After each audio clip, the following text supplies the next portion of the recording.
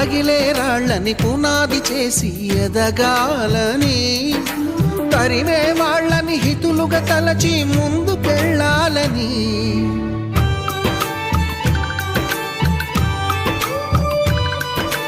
కన్నుల నీటిని కలల సాగుకై వాడుకోవాలని, కాల్చే నిప్పుని ప్రమిదగా మలచి కాంతి పంచాలని, గుండెతో ధైర్యం చెప్పెను, చూపుతో మార్గం చెప్పెను, అడుగుతో గమ్యం చెప్పెను. నేనున్నానని నీకేం కాదని, నిన్నటి రాతని మార్చేస్తానని.